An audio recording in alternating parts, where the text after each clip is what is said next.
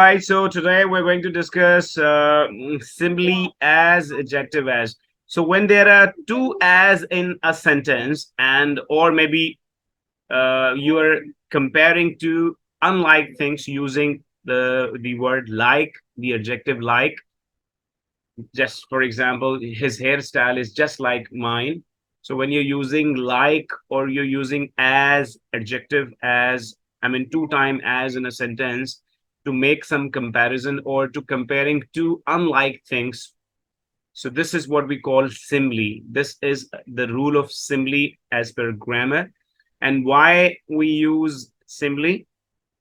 We use simile for making comparison between two unlike things. So we're going to learn this as, adjective as, in detail today.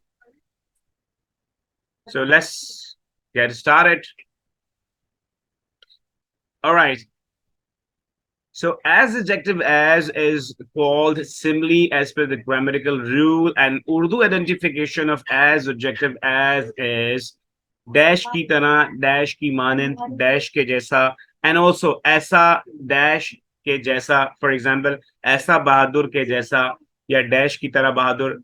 For example, if I say वो शेर की तरह बहादुर है, so we can say वो शेर की तरह बहादुर है, वो ऐसा बहादुर है जैसा कि शेर, वो शेर की मानंद बहादुर है. So we have three different styles to in Urdu to make one sentence. So no matter the Urdu identification is dash ki tarah, dash ki manand, or dash ke jaisa, but in English we have to use as, adjective as, and it is very simple to make the sentence. Let me tell you, what you have to do is you have to use a subject first, and then if it is present simple sentence, then you can use is mr, and if it is past, you can use was were, and then you have to use as, and any adjective, then again as, and then you have to mention the second noun to which you are comparing.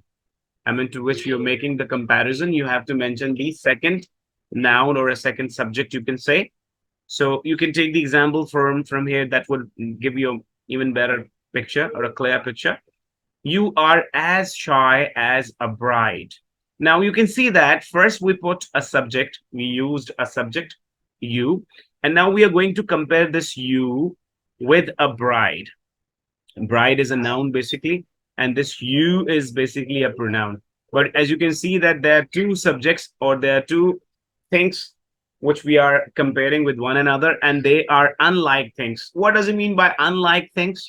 Unlike things means that you has no connection with bride. There is no similarity between you and a bride. They two are unlike things. They two are different things from one another.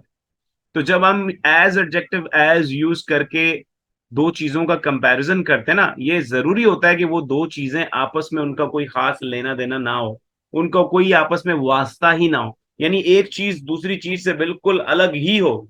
इसलिए हम कहते हैं when we are comparing two unlike things. Unlike का मतलब यही होता है कि ऐसी दो चीजों का कंपैरिजन या ऐसी दो चीजों का आपस में मवाजना या ऐसी दो चीजों में सिमिलैरिटी बताना जिनका बेसिकली हकीकत की दुनिया में आपस में कोई कनेक्शन नहीं. मिसाल के तौर पे मैं कहता हूं कि वो शेर की तरह बहादुर है, तो वो एक इंसान है और शेर एक जानवर है. वो दोनों अनलाइक चीजें, दोनों का आपस में हकीकत की निगाह में कोई लेना देना नहीं है, लेकिन हम कंपैरिजन करते हैं.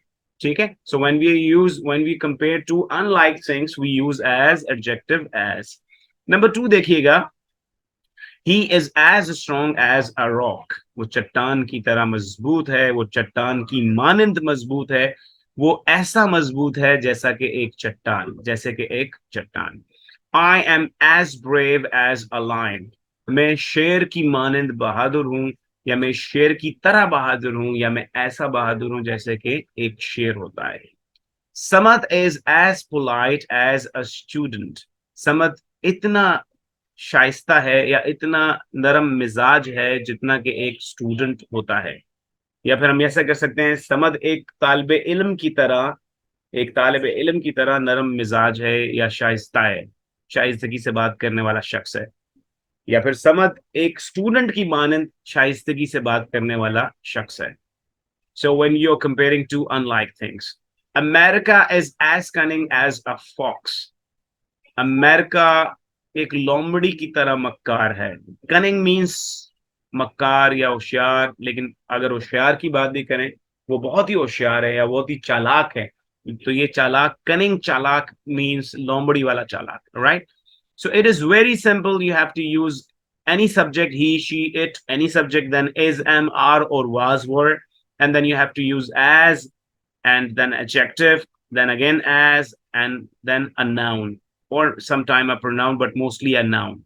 Okay. And I'm very much sure that you have understood this very well. But still, if you want me to write the grammatical structure of this as, adjective as, then I'm going to write it for you. You have to use any subject, then is, am, are, or if you're using past tense, then you have to use was or were. And then again, as, and after as, you have to use any adjective, and then you have to use again as, and then you have to use some noun, mostly a noun, but sometime you can use either a pronoun, but mostly a noun, right?